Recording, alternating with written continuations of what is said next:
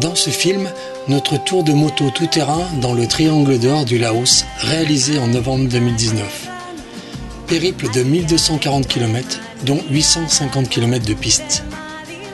Le Laos est un pays d'Asie du Sud-Est, entouré au nord par la Chine, à l'ouest la Birmanie, au sud la Thaïlande et le Cambodge, et à l'est le Vietnam. En rouge, le tracé du périple en 7 jours avec un départ et retour de Luang Prabang.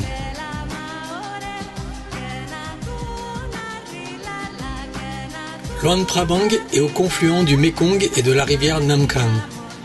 À cette intersection, une colline verdoyante où temple et statues de Bouddha dominent la ville. Nous découvrons une passerelle de bambou pour traverser la rivière Nam Kang qui n'est montée que pour la saison sèche. Elle est entièrement démontée pour la saison des pluies, elle serait de toute manière emportée par les flux de la mousson.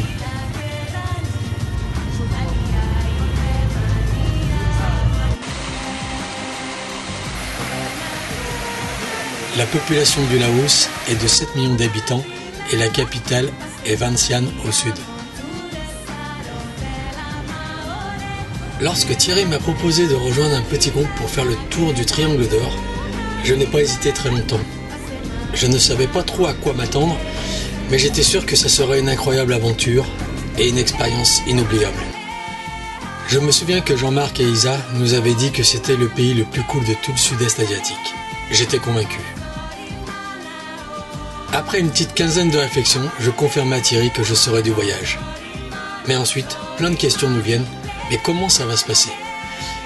Et là, les échanges commencent avec l'agence sur les modalités.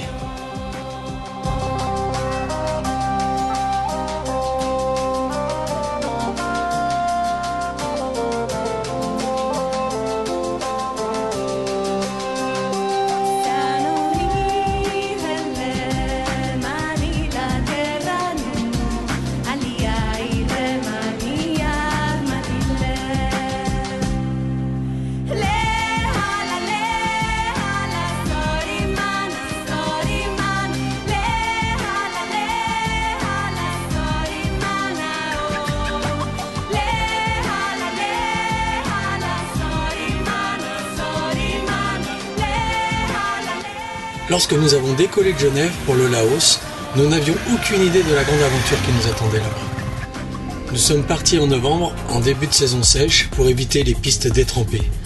De toute manière, nous l'avons su plus tard, mais la saison de la mousson, ça aurait été trop dur pour nous. D'autres motards occidentaux aguerris y ont jeté l'éponge, faute de pouvoir tenir sur la moto tellement c'était glissant.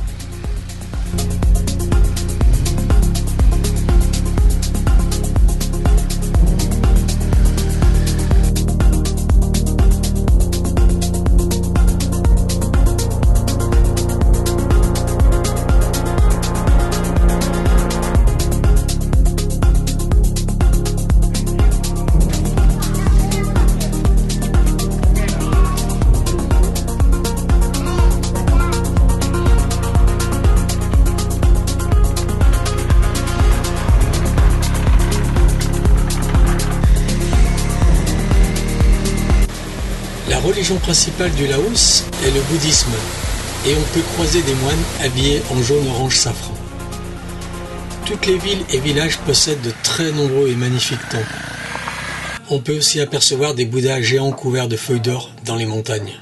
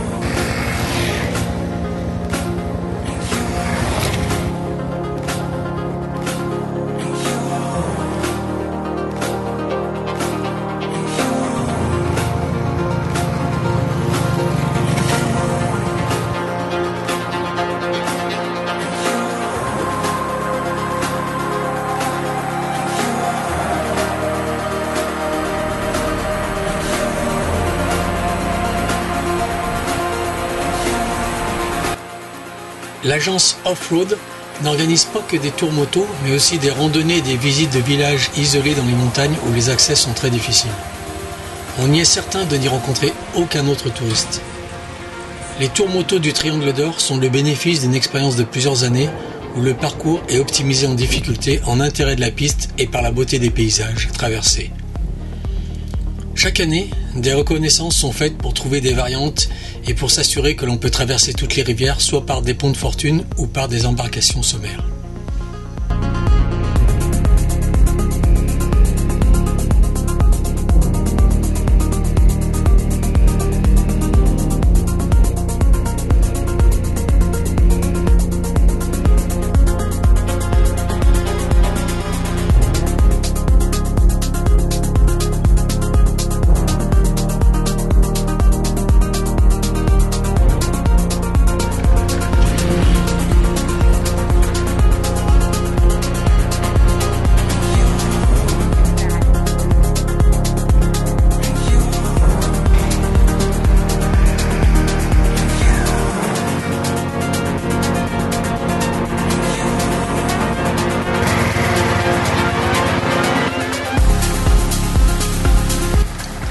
Je deviens millionnaire en kip, la monnaie locale. En effet, 1 euro correspond à 10 000 kips. Et comme j'en ai changé 150 euros, c'est à peu près 1,3 million que je possède. Pas de pièces de monnaie, que des grosses coupures, ça me rappelle un peu les lires à l'italienne.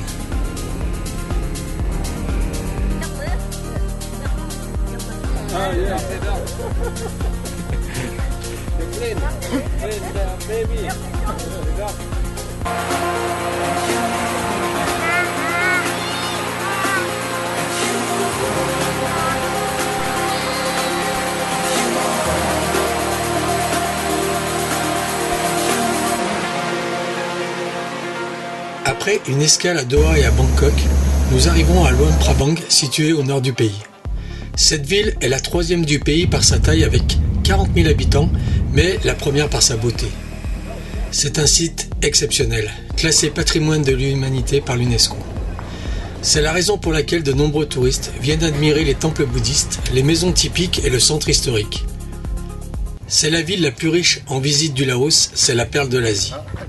Aucun grand immeuble n'y a été construit, ce qui contribue au charme et à l'authenticité du coin. Nous rencontrons la veille du départ Jérémy, l'organisateur du tour. Il nous explique la vie au Laos et le périple qui nous attend. C'est un Français expatrié depuis 2 ou 3 ans.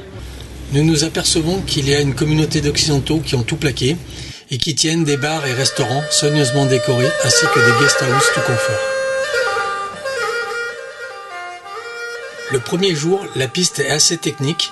Bruno a chuté lourdement dans une ornière et s'est fait mal à l'épaule. Notre hôtel de base à Luang Prabang est le Cold River, qui est super sympa. Le premier matin, nous nous rendons à l'agence Off-Road et nous faisons la connaissance de Naïm, notre guide. Nous découvrons nos motos tout-terrain que nous utiliserons 7 jours pour le périple. Chacun choisit la sienne. Ce sont des Honda 250 cm3 adaptées pour des conditions de piste car elles sont légères, assez puissantes, faciles à réparer et l'autonomie nécessaire pour une journée.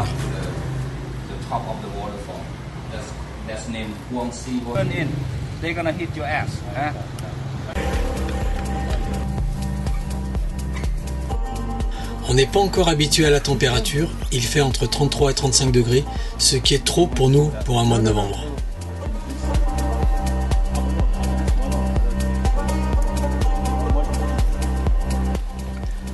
Nous profitons d'un endroit très touristique réputé par ses bassins et ses nombreuses cascades, les chutes de Kwansi. Nous avons la chance de pouvoir nous baigner dans une eau chaude et limpide.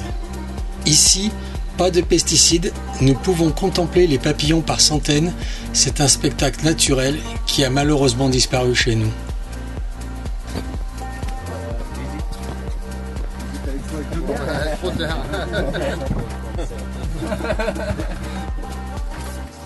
Bien de voir, merci.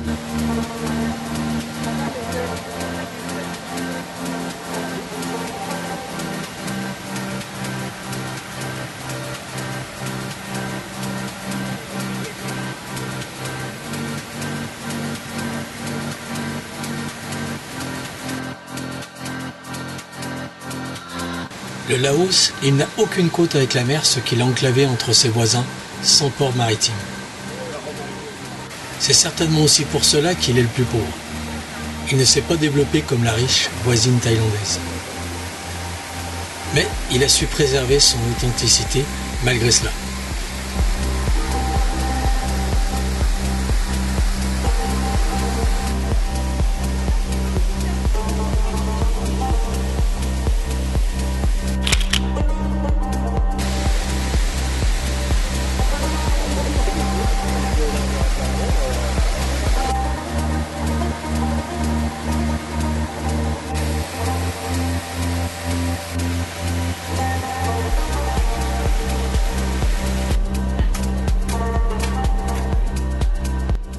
La nourriture est délicieuse.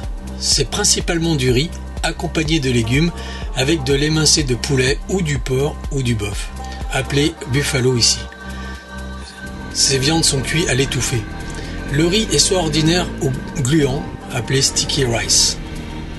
Les fruits, petites bananes ou ananas, sont goûteux et frais.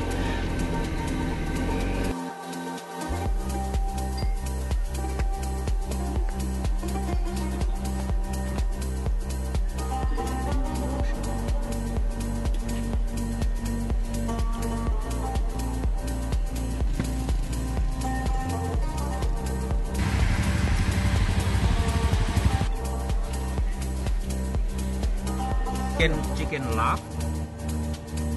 Non. Chicken.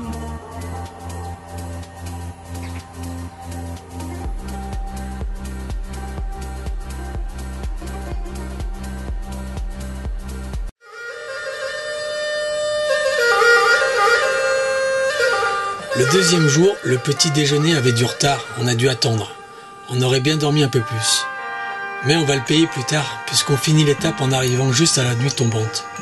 C'est une grosse journée de montagne avec des paysages de rêve, les pistes sont variées et assez roulantes. L'hôtel qui nous accueille ressemble à un couvent. On doit réparer la forge de Bruno qui fuit.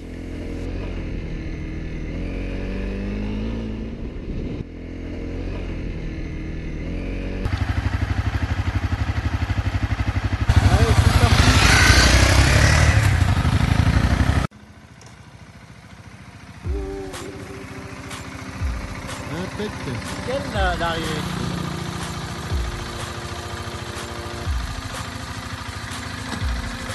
National Park. Yes. The air.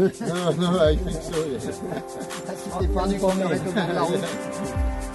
I think they fly into here. They fly in. Naïm, notre guide, est non seulement un bon motard, capable de nous prévenir de tous les dangers, mais aussi un réparateur hors pair, capable de démonter la boîte de vitesse et le moteur, ainsi que de pister une panne électrique, nombreuse avec les vibrations que nous faisons subir à la machine. Son anglais est impeccable, il l'a appris avec tous les occidentaux, principalement américains, australiens, qui viennent faire le tour. Il connaît tout le vocabulaire technique de la moto, ainsi que le jargon de conduite et les termes utilisés pour les pistes, comme par exemple les ornières, les guets. Ok.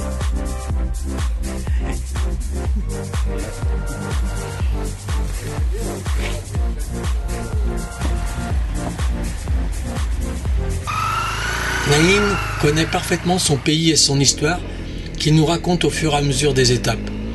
Il a été un lien génial entre les populations locales et nous. Il traduit nos conversations aussi bien en langue lao que dans la langue régionale du nord du pays.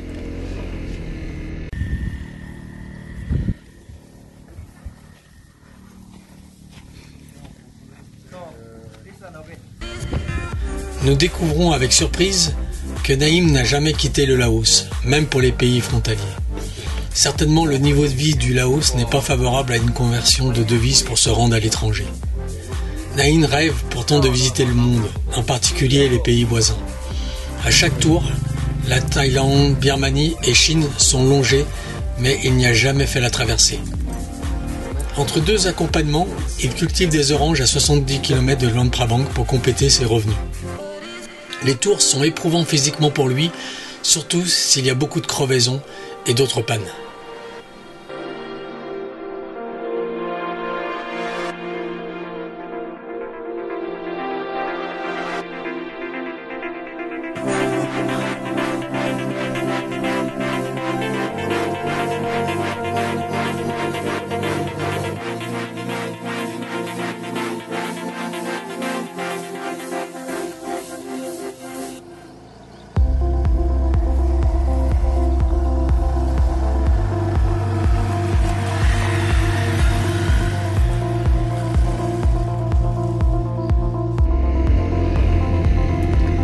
Faisons très attention aux chutes, car il n'y a pas du tout de secours et une situation d'urgence pourrait devenir dramatique. Bruno a la palme des glissades. Nous avons tous eu peur pour son épaule après une chute violente dès le premier jour. This kind of rice you call sticky rice. Yes.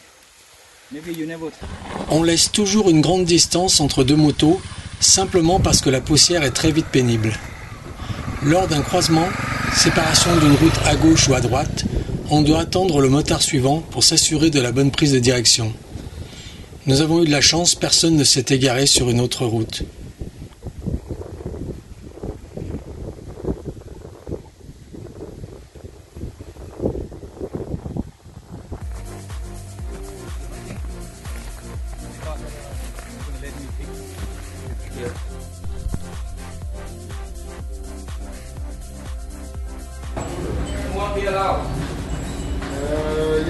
Yes.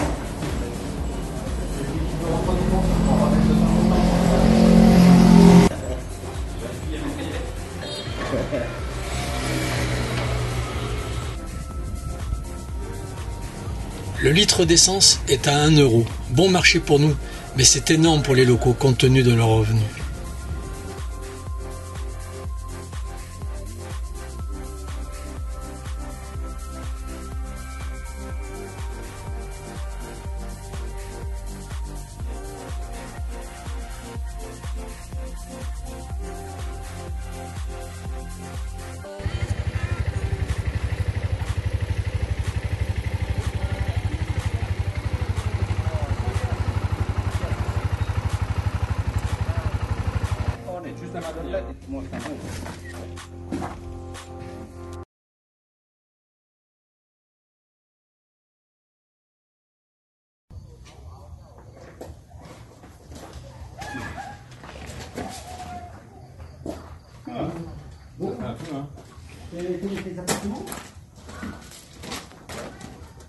Just a little bit up like this now. Yeah.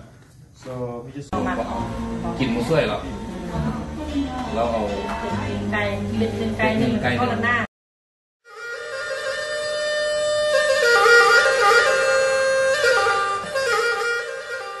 Le troisième jour, pluie avant le départ, mais on l'évite de peu. La piste est donc un peu mouillée. C'est une belle journée, mais très chaude. On traverse le Mékong. Le guide a eu une crevaison qu'il a eu du mal à réparer sous la chaleur torride. On était vers les 36-37 degrés et pas d'arbres à l'endroit où ça s'est passé. 80% de pistes bien poussiéreuses le long du Mékong, fèche à gogo. L'hôtel du soir est sympa au bord du Mékong avec vue sur la Thaïlande juste en face. Bruno.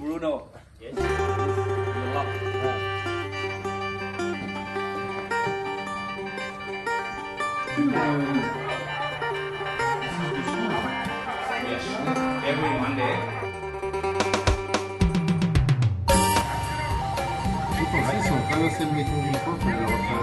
So right now we are here.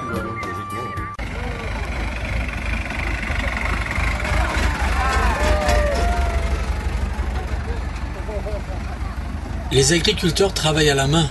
On ne voit pas de bœufs dans les champs, mais quelques buffles en liberté le long des routes. Parfois, tous les villageois sont dans la même rizière. La survie dépend de la solidarité entre eux. Les moyens de locomotion sont uniquement les scooters et les motoculteurs avec une remorque derrière. Toute la famille et leur production sont ainsi transportés du champ au village à la vitesse d'un vélo. On est choqué de voir des dizaines de femmes piocher dans le même champ et certaines portent sur la route au moins 30 kg de riz sur le dos pour rentrer au village.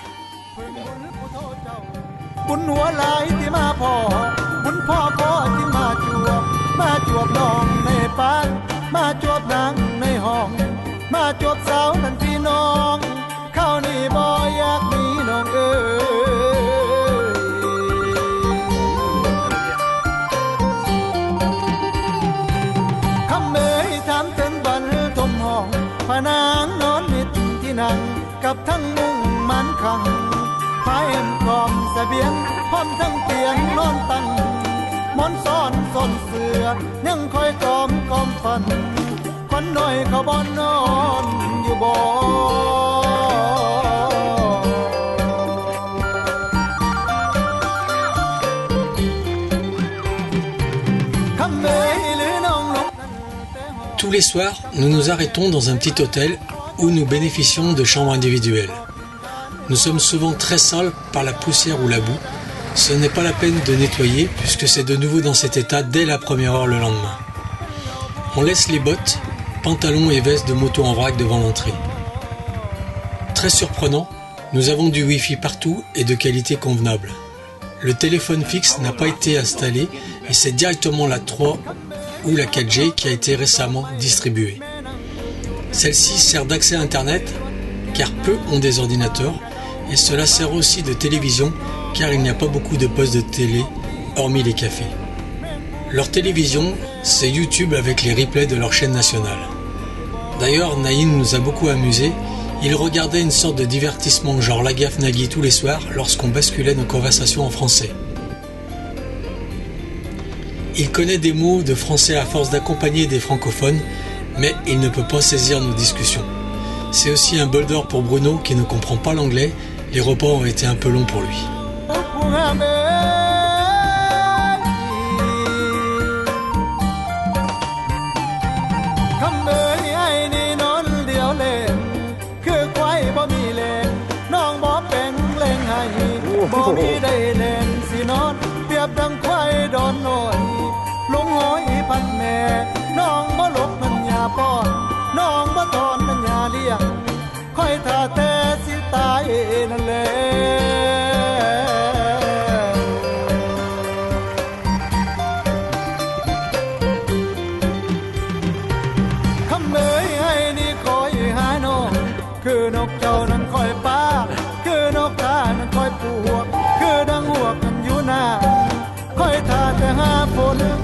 Nous traversons pour la première fois le Mékong avec une petite embarcation. Très peu de ponts sont disponibles vu le faible trafic routier du pays. Seuls les grands axes routiers dans les villes possèdent des infrastructures.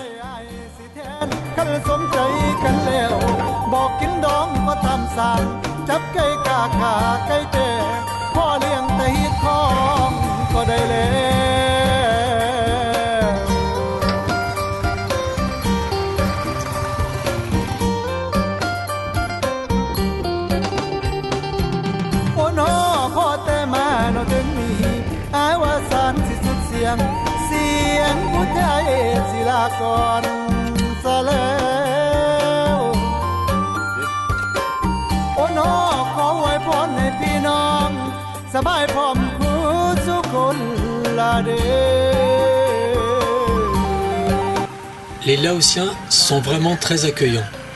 Nous n'avons jamais ressenti aucune agressivité à notre égard. C'est très impressionnant de voir que tout vit en harmonie dans un village. Chats, chiens, cochons, poules, vaches et très jeunes enfants, tous en liberté à traverser la rue. Il n'y a quasiment pas de circulation. Mais comment tout cela fonctionne? Chez nous, tout est rangé dans des enclos et des murs, chacun à sa place. Ils protègent les récoltes sur des maisons pilotis pour empêcher les rongeurs de s'en occuper. Ils n'ont pas de problème de chauffage, c'est plutôt l'air frais qu'ils recherchent. Les écoliers marchent avec des parapluies anti-soleil, on pourrait dire pare-soleil.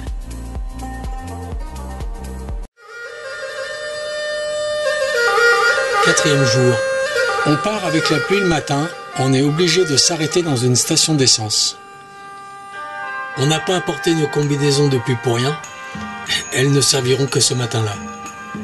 On arrive vers le triangle d'or, qui est le point entre les frontières laotiennes, birmanes et thaïlandaises.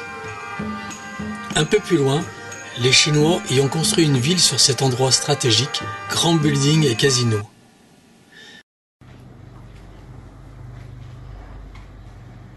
No alcohol, nothing today. It's Thailand. Yes. Ensuite, on reprend la piste le long du Mékong avec la Birmanie en face. La piste est très roulante, mais le gravier sur 5 km est vraiment très instable. On roule au pas. On visite notre première école. Notre hôtel du soir est tout neuf, mais les finitions ont été bâclées. On est très surpris sur certains détails. Qu'est-ce qu'il a oublié?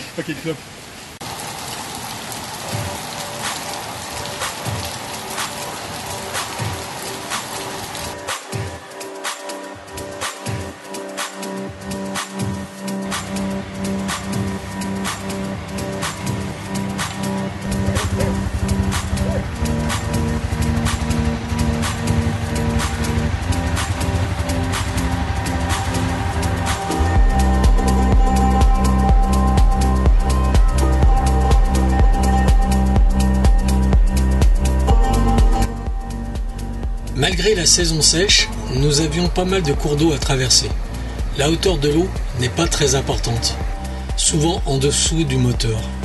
Mais on ne voit pas les pierres du fond de la rivière par les éclaboussures de la roue avant. C'est donc toujours avec un peu d'appréhension qu'on traverse en évitant de glisser bêtement et de noyer la moto.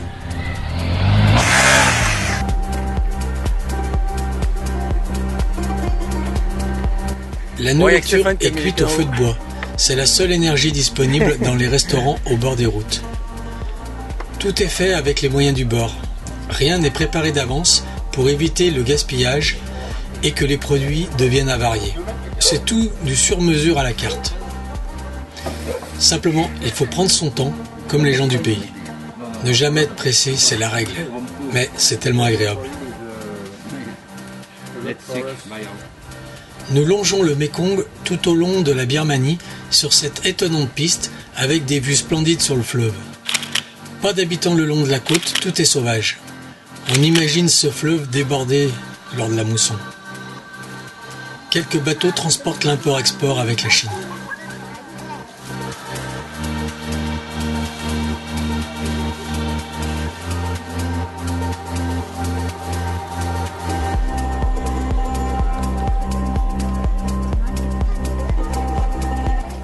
Nous avons été très émus de nous arrêter dans 2 écoles en pleine journée de cours, en rentrant dans la cour avec nos bécanes. Tous les enfants sont immédiatement sortis de classe et semblaient très excités de nous voir. Enfin une animation. Nous en profitons pour jouer un peu au foot avec les ballons qu'on vient juste de gonfler. Les professeurs sont enthousiasmés de partager avec nous et leurs élèves l'envie d'un voyage magique. Ils découvrent aussi que nous parlons une langue étrangère entre nous et une autre, l'anglais avec notre guide. Ils connaissent bien sûr quelques mots pour nous souhaiter la bienvenue en anglais.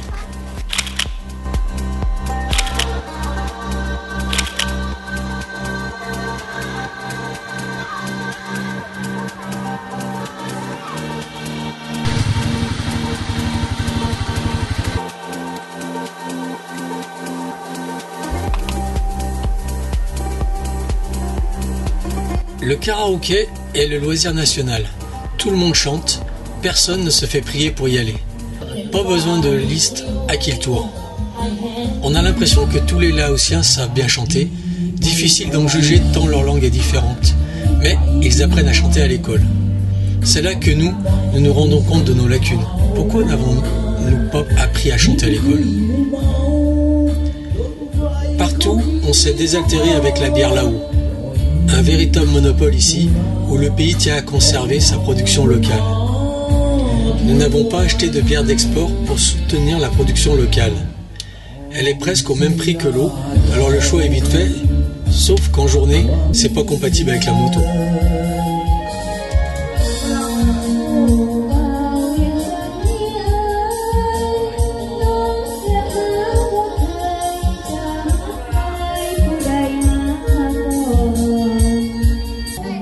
Et puis après, il a bien fallu y aller pour ne pas les offenser. Quel moment de voir Naïm reprendre du Johnny avec nous.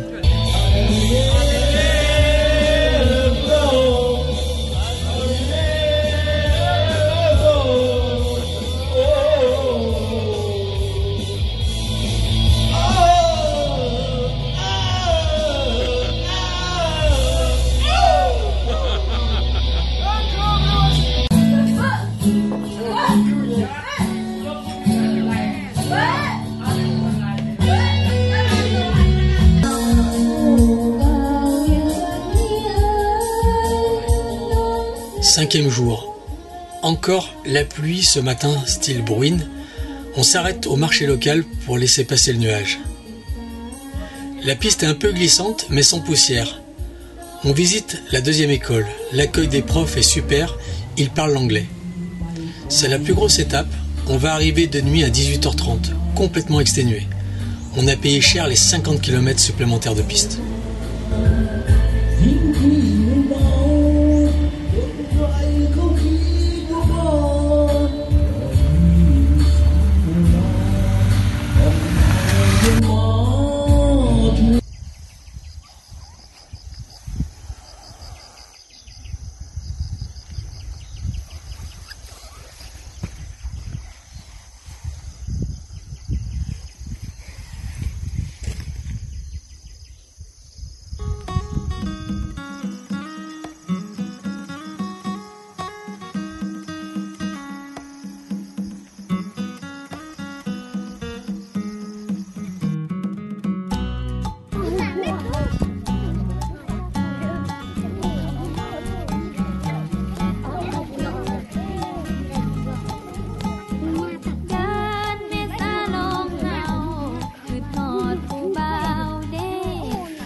En distribuant les photopapiers Polaroid, on s'est aperçu que les gens n'avaient des photos d'eux que sur des smartphones de marque chinoise. C'est donc difficile de les conserver avec eux, puisque c'est juste la durée de vie du téléphone.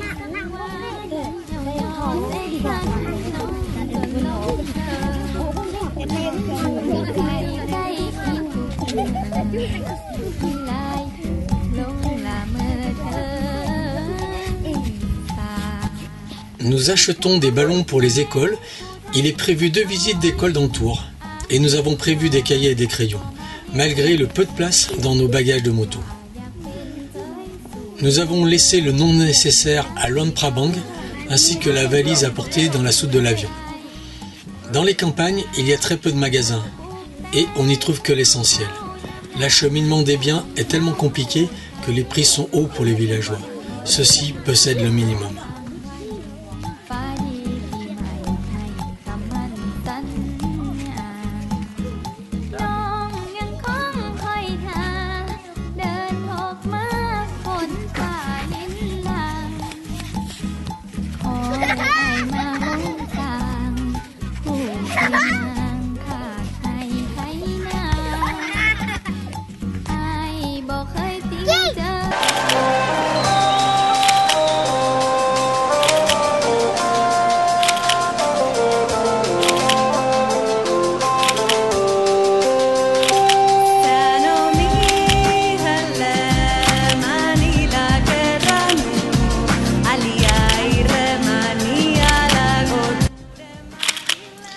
Les jeunes mamans ont à peine 15 ans et on se rend compte que la vie est extrêmement difficile. À la campagne, on a l'impression que ça vieillit prématurément les paysans. On a du mal à donner un âge aux gens. Peut-être qu'un quadragénaire nous semble être un seigneur. Les agriculteurs travaillent sous des températures de 35 degrés. Ils se protègent totalement du soleil avec de grands chapeaux.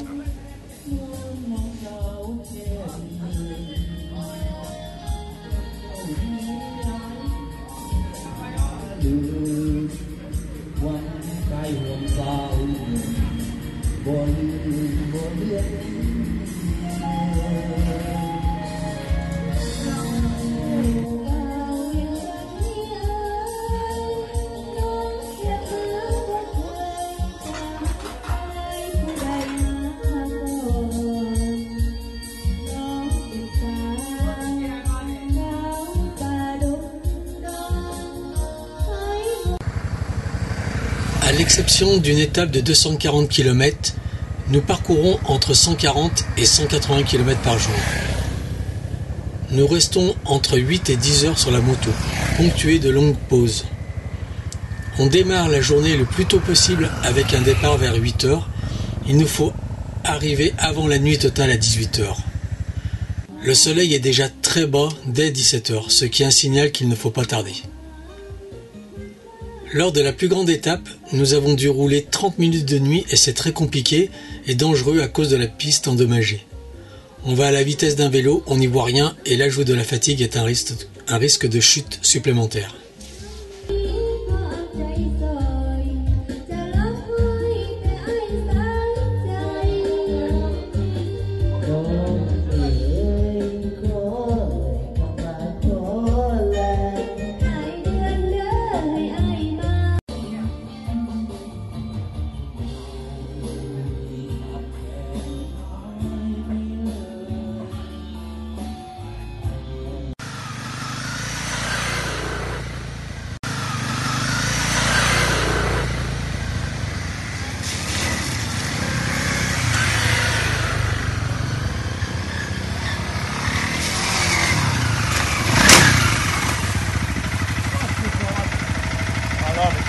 Ça va? Ah mais t'es sorti trop vite en fait hein. Faut sortir tout doux. Attends, on va progresser ça. Ouais.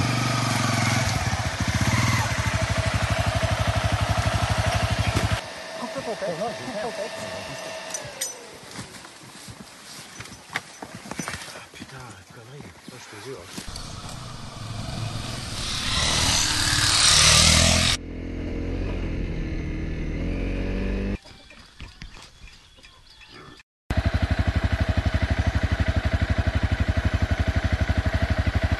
Ça va? Non, ça va pas. Comment ça va?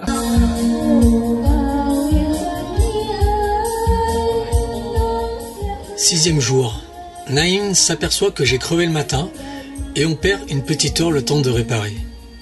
2 fois par jour, Naïm graisse les chaînes des motos pour en limiter l'usure. Le kit chaîne est extrêmement cher ici, comme chez nous d'ailleurs. La piste est avec des flaques d'eau et passage de 2 ponts de singe, grosse poussière à la fin. Paysage moins varié l'après-midi où nous suivons les travaux faits par les Chinois pour le train à grande vitesse qui va relier la Chine à Singapour.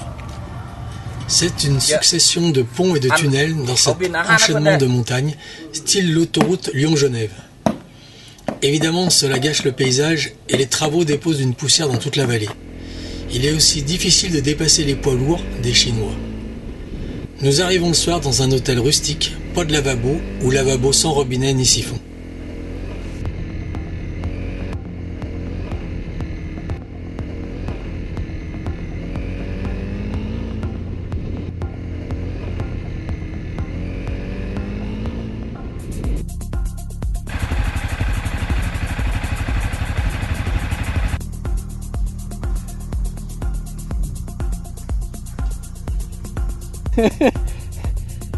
Sortie de route quand même.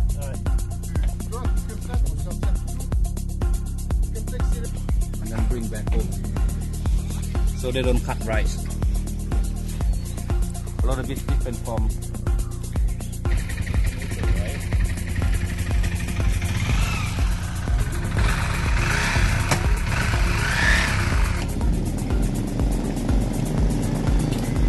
On peut?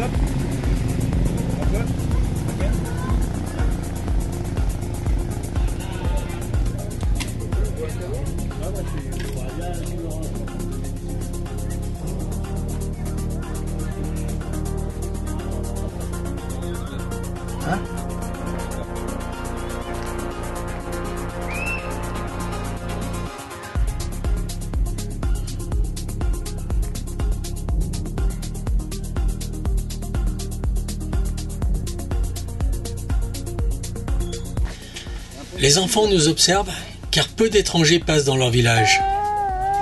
Dans les villages les plus reculés en montagne, ou même en 4x4 il est très difficile d'accéder, les adultes nous confirment qu'ils n'ont pas vu d'étrangers de l'année. Les enfants nous font des aides d'honneur. Les premiers qui nous aperçoivent lorsqu'on rentre dans le village sortent en criant de leur maison et cela appelle aux autres de venir voir. C'est très impressionnant comme accueil. On leur fait signe pour les remercier, mais il faut faire attention aux tout petits. On roule au pas. La plupart des 2 roues sont des scooters de marque chinoise. Il y a très peu de motos, hormis des étrangers qui font le tour de l'Asie, et ceux-ci n'en prennent pas les axes secondaires. C'est donc une curiosité pour les locaux de venir nous voir. Oh.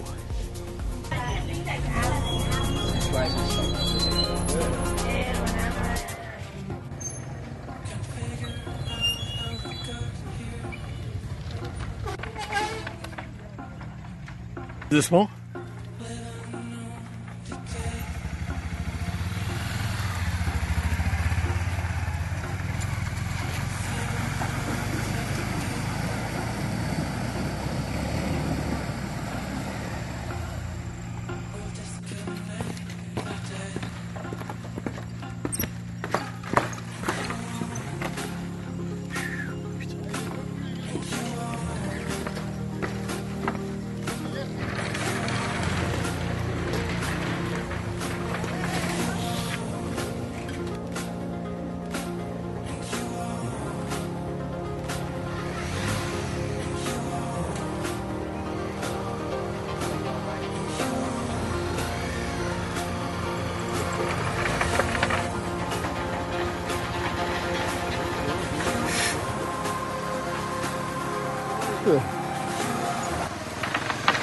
Les auberges sont dans les villages au fond des vallées où sont les plus grands axes.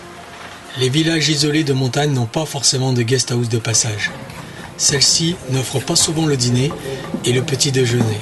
On trouve donc toujours une gargote pour nous accueillir. Les tarifs sont très favorables pour nous. Naïm fait souvent de la moto debout pour protéger son dos. C'est incroyable. On a essayé et on a du mal à tenir plusieurs minutes. Mais lui, il voit une nette différence pour son corps. Pas de problème de chaîne du froid et de conservation, l'animal est généralement tué juste avant le repas dans le restaurant. Le commerçant s'approvisionne avec les voisins à proximité. C'est à la demande. On ne peut pas vraiment parler de ferme, mais d'agriculture d'autosuffisance. Les villages ne semblent pas exporter massivement. C'est plutôt un marché qui a lieu chaque matin très tôt, dès 4 à 5 heures du mat', avant que les populations se rendent dans les champs. 7e jour et dernier jour du tour. C'est une belle étape, assez poussiéreuse encore, quelques belles flaques à traverser. On retourne donc à Luang Prabang, dans notre sympathique hôtel Cold River, où nous avons séjourné en arrivant. Porte-bagages parce qu'il est super bien fait quand même. Franchement, je suis très étonné de super qualité quoi. They don't put it the village.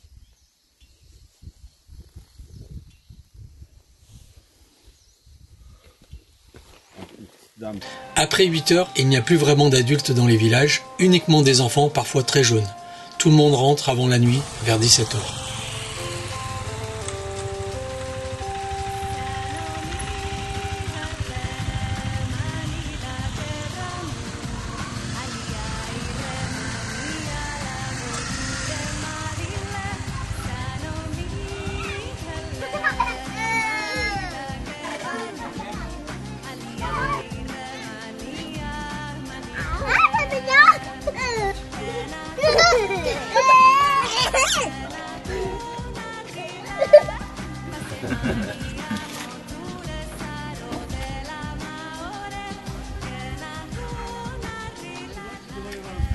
L'intention n'est donc pas la course, mais de profiter du paysage. On a partout envie de s'arrêter pour faire des photos. Mais on limite nos arrêts car enlever et remettre des gants trempés de sueur, c'est très compliqué. Le tactile du smartphone fonctionne un peu moins bien, ce qui limite notre patience à prendre toutes les photos qu'on souhaiterait.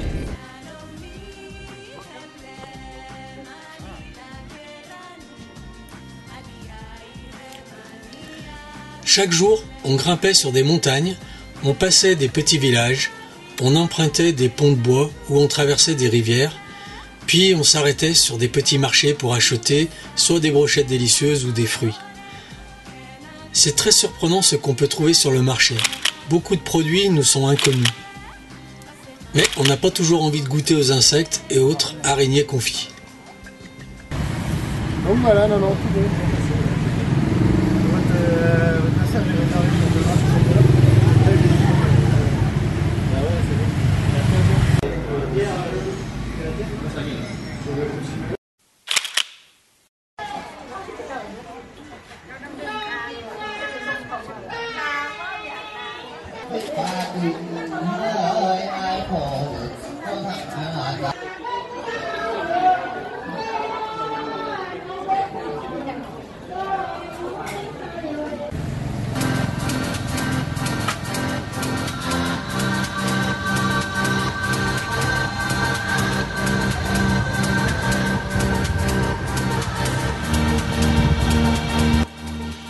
Quel bonheur de prendre une bonne douche et de mettre à laver nos tenues de moto.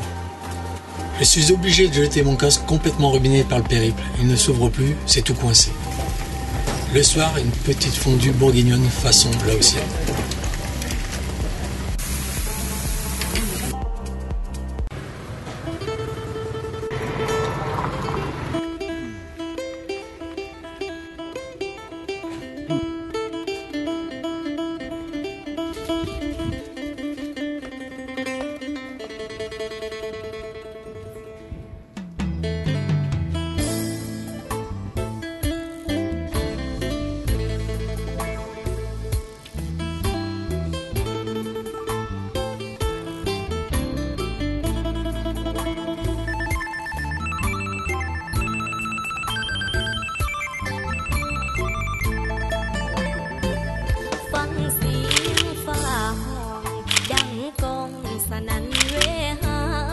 Autour de la ville, on voit aussi au loin de multiples collines couvertes de forêts tropicales.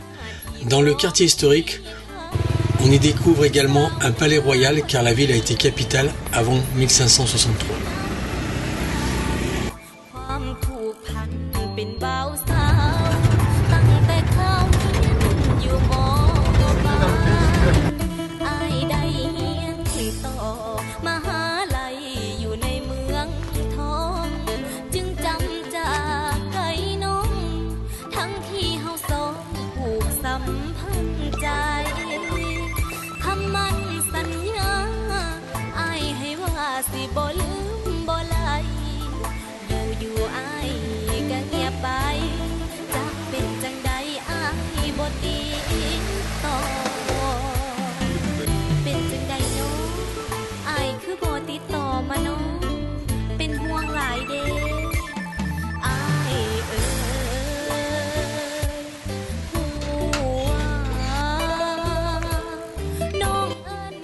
La pétanque a été importée par les colons français. Elle est très populaire ici et partout on peut voir des terrains de pétanque. Notre jeune chauffeur de taxi a été ravi de jouer avec nous. Nous avons pu trouver un ancien dans la maison à côté du terrain et nous voilà partis pour une partie. Malgré la langue, on a pu se comprendre.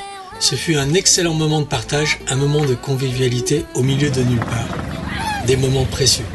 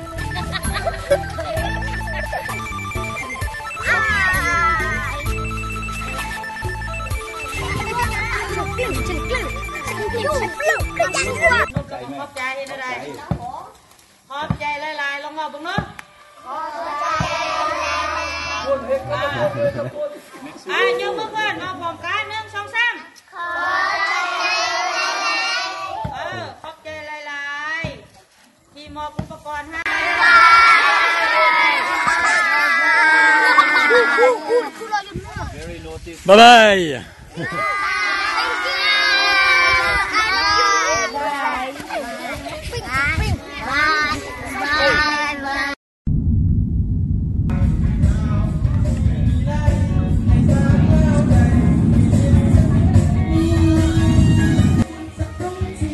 Ravis d'avoir pu partager ce merveilleux voyage, nous espérons que vous avez passé un bon moment et que ce pays vous a fait rêver. Cette sensation de liberté intense.